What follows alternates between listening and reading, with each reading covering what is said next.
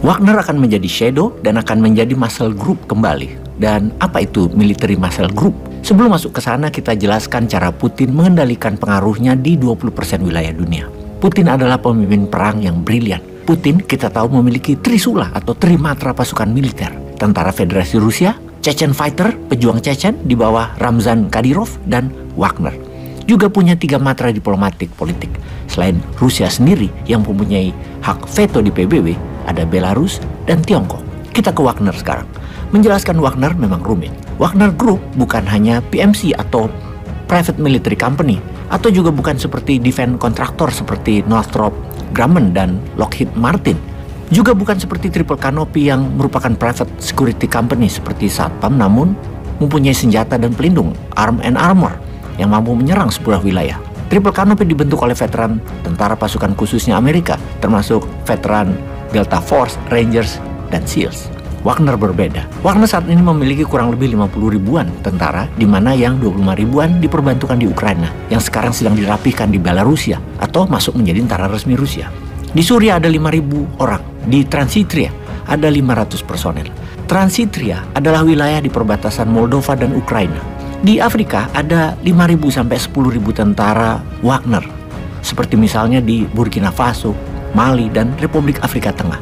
Juga melatih pasukan elit di beberapa negara Afrika, juga di negara Amerika Latin, dengan markas di luar Saint Petersburg ada di Argentina.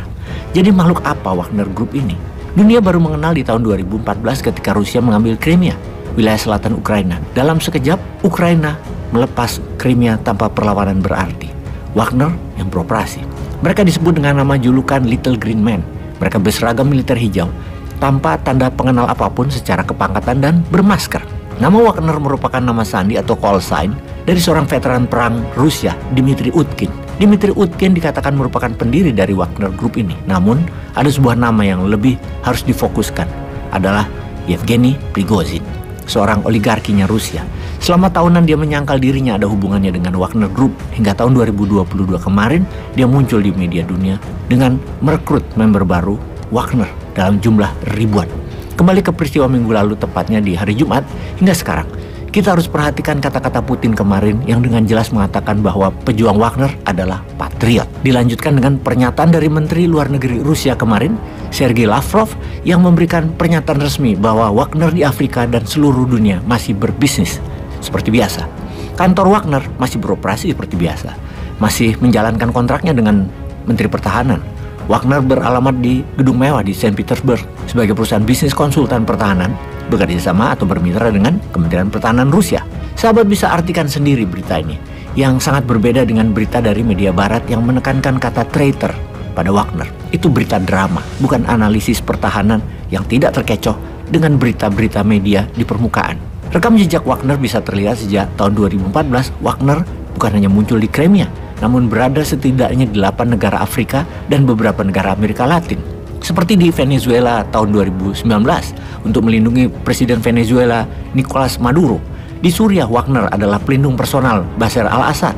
Di Afrika dipakai melindungi pemimpin negara Afrika yang lemah militernya dan rawan dikudeta. Misalnya, di tahun 2017 Republik Afrika Tengah, di mana presidennya ketika itu Faustin Todera yang menghadapi pemberontakan di wilayah tambang berlian.